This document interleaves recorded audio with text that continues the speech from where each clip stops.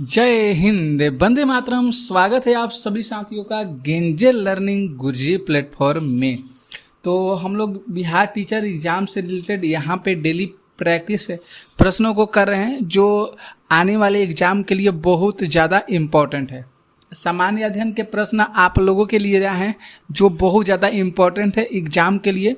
आप लोग इस वीडियो को पूरा देखिएगा और इस वीडियो को शेयर भी जरूर कर दीजिएगा। केवल हम लोग 32 प्रश्न करेंगे। अगर आप लोग 32 प्रश्न देखिएगा तो बहुत कुछ आप लोगों को सीखने को मिलेगा। तो आप लोग प्रश्न देखिए, इसके बाद आप अनुमान लगा सकते हैं कि ये प्रश्न कितना ज़्यादा इम्पोर्टेंट है बिहार टीचर एग्जाम के लिए। ओके, अगर आप लोग क्लास की PDF लेना चाहते हैं तो डिस्क्रिप्शन में टेलीग्राम चैनल का लिंक दिया गया है, आप लोग ज्वाइन कीजिए और उस क्लास जो भी क्लास होगी उस क्लास की PDF ले सकते हैं। ओके, तो आइए, जो BPSC फर्स्ट और सेकेंड का एग्ज़ाम हुआ है, बिहार टीचर एग्ज़ाम का BPSC कंडक्ट कराया है, तो उसके अनुसार जो भी प्रश्न पूछे गए हैं, जैसे 5 ऑप्शन के अनुसार पूछे जाते हैं, तो वो वैसे प्रश्न आप लोगों के सामने लाए हैं, सेट लाए हैं, आप लोग जरूर देखिएगा। यहाँ पे जो प्रश्न पहला करे कि निम्नलिखित में से कौन सा फोटो इलेक्ट्रॉनिक उपकरण डिजिटल अनुप्रयोग के लिए सबसे उपयुक्त माना जाता है। फोटो इलेक्ट्रॉनिक उपकरण, ध्यान रखिएगा, फोटो इलेक्ट्रॉनिक उपकरण जो डिजिटल अनुप्रयोगों के लिए सबसे ज़्यादा उपयुक्त माना जाता है तो वह होता है फोटोवोल्टिक सेल। वह कौन सा होता है? फोटोवोल्टिक सेल होता है। ठीक है, तो ये ऑप्शन सही होगा। आगे बढ़ेंगे प्रश्न 2 पे। यहाँ पे जो 2 नंबर प्रश्न है कि किसी विखंडनीय द्रव्य का क्रांतिक द्रव्यमान क्या होता है। विखंडनीय द्रव्य का क्रांतिक द्रव्यमान क्या होता है? सुंदर सा ये प्रश्न है। तो श्रृंखलन अभिक्रिया हेतु आवश्यक न्यूनतम द्रव्यमान, ये ऑप्शन जो है ये सही हो रहा है। श्रृंखलन अभिक्रिया हेतु आवश्यक न्यूनतम द्रव्यमान जो है ये विखंडनीय द्रव्य का क्रांतिक द्रव्यमान होता है। ओके, तो ध्यान में रखिएगा। आगे बढ़ेंगे प्रश्न हम लोग तीसरे नंबर पे। तीसरा प्रश्न है कि फलों को कृत्रिम रूप से पकाने के लिए निम्नलिखित में से किस गैस का उपयोग किया जाता है। सुंदर सा ये भी प्रश्न है। तो फलों को पकाने के लिए कृत्रिम रूप से उपयोग जो किए जाने वाला रसायन है, गैस है, उसका नाम हो जाएगा एथिलीन। उसका नाम हो जाएगा एथिलीन। तो आप लोग सीधा साधा याद रखिएगा, फल को पकाने के लिए किस गैस का उपयोग किया जाता है? तो फल को पकाने के लिए एथिलीन गैस का उपयोग किया जाता है। ठीक है, आगे बढ़ेंगे प्रश्न हम लोग चौथे नंबर पे। चौथा जो प्रश्न है कि निम्नलिखित में से किसकी ऑक्टेन संख्या शून्य होती है। किसकी ऑक्टेन संख्या शून्य होती है? तो N ऑक्टेन जो है इसकी ऑक्टेन संख्या शून्य होती है। N ऑक्टेन जो है इसकी ऑक्टेन संख्या शून्य होती है। ओके, आगे बढ़िए प्रश्न 5 पे। यहाँ पे जो 5 प्रश्न है कि लीची का खाद्य भाग कौन सा होता है। मतलब कहने का मतलब है इसका कि लीची हम लोग जब खाते हैं तो उसका कौन से भाग को हम लोग खाते हैं, उसके कौन से भाग को हम लोग खाते हैं। तो बीज चोल उसका भाग है लीची का, उसी को हम लोग खाते हैं। बीज चोल भाग को हम लोग खाते हैं। तो आप लोग जरूर याद रखिएगा, कोई भी पूछ सकता है कि लीची का कौन सा भाग हम लोग खाते हैं, तो बीज चोल भाग खाते हैं। ओके, आगे बढ़िए प्रश्न 6 पे। प्रश्न 6 है कि आणविक ऑक्सीजन का पत्तियों से निकलना कौन सी भौतिक क्रिया है। आणविक ऑक्सीजन का पत्तियों से निकलना कौन सी भौतिक क्रिया है? तो वह क्रिया हो जाएगा विसरण, जिसको डिफ्यूजन के नाम से जानते हैं, वह विसरण हो जाएगा। ठीक है, आगे बढ़िए प्रश्न 7 पे। 7 प्रश्न है कि किसी गुणसूत्र पर जीनों की आपेक्षिक स्थिति ज्ञात करने की प्रक्रिया क्या कहलाती है। किसी गुणसूत्र पर जीनों की आपेक्षिक स्थिति को ज्ञात करने की प्रक्रिया एक होती है, उसे हम क्या कहते हैं? तो उसे जीन मानचित्रण कहते हैं। उसे क्या कहते हैं? उसे जीन मानचित्रण कहते हैं। तो आप लोग प्रश्न का लेवल देख सकते हैं। ऐसे ही प्रश्न बिहार टीचर एग्जाम में ट्री 1 और ट्री 2 में पूछा गया। अधिकांशतः प्रश्न जो है सामाजिक विज्ञान से रिलेटेड आया है। जैसे कह सकते हैं सोशल साइंस में इतिहास हुआ, भूगोल हुआ, अर्थशास्त्र हुआ, नागरिक हुआ, और इसमें से सामान्य अध्ययन के भी प्रश्न अभी जो करा रहे हैं, ऐसे प्रश्न एक बिहार टीचर एग्जाम में पूछे जा रहे हैं। इसमें कुछ मैथ के भी सवाल 9, 10 या 12 मैथ के भी सवाल और रीजनिंग के भी सवाल उसी में मिक्स रह रहे हैं। तो आप लोग ज़्यादातर ध्यान दीजिएगा, जो प्रश्न हैं सबसे ज़्यादा सोशल साइंस और सामान्य अध्ययन के प्रश्नों पर अगर आप लोग ज़्यादा ध्यान देते हैं तो आप लोगों का इस बार जो PSC 3 है उसको लेने में कोई नहीं रोक सकता है।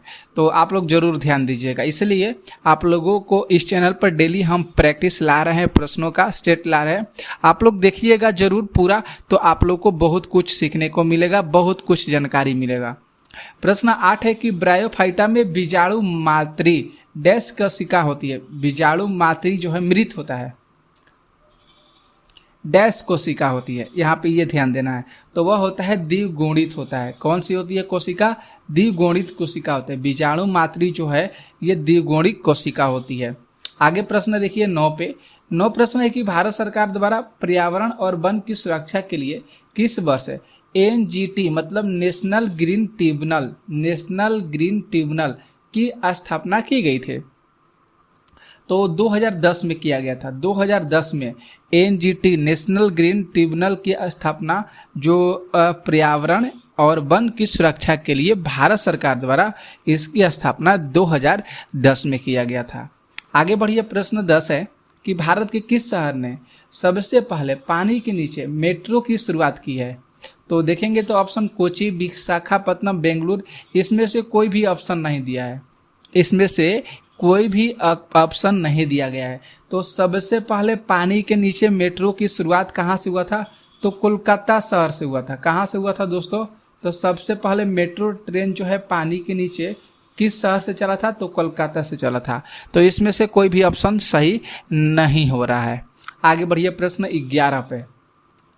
11 प्रश्न है कि भारत की G20 अध्यक्षता में पर्यटन कार्य समूह की तीसरी बैठक कहाँ हुई थी? पर्यटन कार्य समूह की तीसरी बैठक कहाँ हुई थी? तो श्रीनगर में हुई थी। कहाँ पे? श्रीनगर, जम्मू कश्मीर। यहाँ पे जो है G20 की अध्यक्षता में पर्यटन कार्य समूह की तीसरी बैठक हुई थी। ओके, आगे देखिए प्रश्न 12 है कि इनमें से किसने राष्ट्रीय अंडर 17 बालिका कुश्ती चैंपियनशिप में रजत पदक प्राप्त किया? बहुत सुंदर सा प्रश्न है। राष्ट्रीय अंडर 17 बालिका कुश्ती चैंपियनशिप में वह किसने रजत कह सकते हैं पदक प्राप्त किया? तो निर्जला का याद रखिएगा नाम, निर्जला ने प्राप्त किया है। किसने प्राप्त किया है? निर्जला ने प्राप्त किया है। करंट अफेयर्स के प्रश्न पूछे गए हैं, करंट अफेयर्स के भी प्रश्न आएंगे, ये भी ध्यान रखिएगा। ढेर ज़्यादा नहीं आएंगे करंट अफेयर्स के प्रश्न। 13 प्रश्न है कि उपन्यास टॉम्ब ऑफ सैंड के लिए अंतर्राष्ट्रीय बुकर पुरस्कार 2022 किसने जीता है? सुंदर सा प्रश्न है। तो 2022 किसने जीता है दोस्तों? तो गीतांजलि श्री और डेजी रॉकवेल ने जीता है। गीतांजलि श्री और डेजी रॉकवेल ने जीता है। 14 देखिए प्रश्न है कि भारत के 74वें गणतंत्र दिवस पर कौन मुख्य अतिथि थे? 74वां गणतंत्र दिवस जब था उस समय मुख्य अतिथि के रूप में किसको इनवाइट दिया गया था? मुख्य अतिथि कौन थे? तो अब्देल फतह अल सीसी थे। अब्देल फतह अल सीसी थे, ठीक है, इनका नाम याद रखिएगा, अब्देल फतह अल सीसी थे। यहाँ पे 15 प्रश्न है कि बिहार के किस जिले में प्रथम तैरता हुआ सोलर ऊर्जा संयंत्र बनाया गया है? तो तैरता हुआ सोलर ऊर्जा संयंत्र दरभंगा में बनाया गया। बिहार के एक जिला है दरभंगा, यहाँ पे तैरता हुआ सोलर संयंत्र को बनाया गया है। आगे देखिए 16 प्रश्न है। 16 प्रश्न है कि बिहार में निम्नलिखित में से किसे GI टैग मिला है? तो GI टैग किसको मिला है? तो मगही पान को GI टैग मिला है। किसको मिला है GI टैग? तो मगही पान को मिला है। आगे देखिए 17 प्रश्न है कि सूची 1 और सूची 2 को मिलान करना है। 4 कंकर, कयाल, मांड, पंजाब का मैदान, डेल्टा, बांगर और तटीय मैदान। सुंदर सा प्रश्न है, इसको हम लोग को मिलान करना है। तो देखिए इसको मिलान करने के लिए 4 जो हो जाएगा ये डेल्टा हो जाएगा, कंकर बांगर होगा, कयाल तटीय मैदान, मांड पंजाब का मैदान हो जाएगा। तो हम लोग यहाँ पे देखेंगे तो A का दूसरा, B का तीसरा, C का चौथा और D का पहला ऑप्शन सही हो रहा है, इसलिए ये सही ऑप्शन होगा। ओके, आगे देखिए प्रश्न यहाँ पे 18 आते हैं। 18 प्रश्न है कि निम्नलिखित में से कौन सी सहायक नदी ब्रह्मपुत्र से उत्तर दिशा में नहीं मिलती है, ब्रह्मपुत्र से उत्तर दिशा में नहीं मिलती है। तो सुबनसिरी, बेलसिरी, मानस, इसमें से कोई भी ऑप्शन जो है सही नहीं हो रहा है, इसमें से कोई भी ऑप्शन जो है ये सही नहीं हो रहा है, ई ऑप्शन सही होगा। आगे देखिए प्रश्न 19 नंबर आते हैं। 19 प्रश्न है कि लेखापानी हिमनद भारत के निम्नलिखित में से किस राज्य में स्थित है। लेखापानी हिमनद भारत के किस राज्य में स्थित है।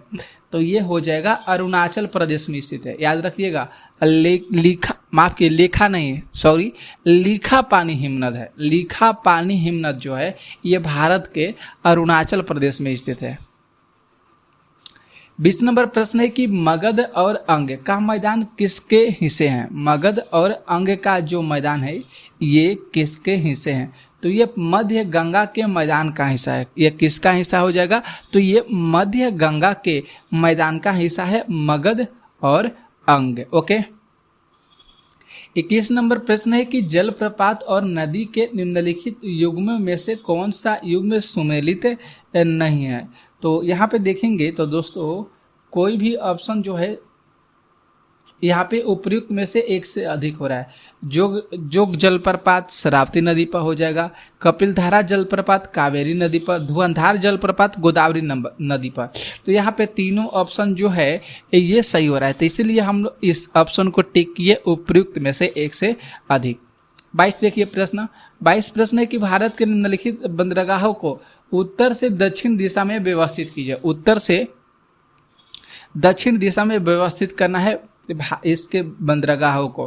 तो देखिए पहले विशाखापट्टनम हो जाएगा, ये फर्स्ट नंबर, इसको हम पहले डालते हैं। चौथा नंबर ये फर्स्ट हो जाएगा। इसके बाद काकीनाडा दूसरे नंबर पे इसको डालते हैं, काकीनाडा को।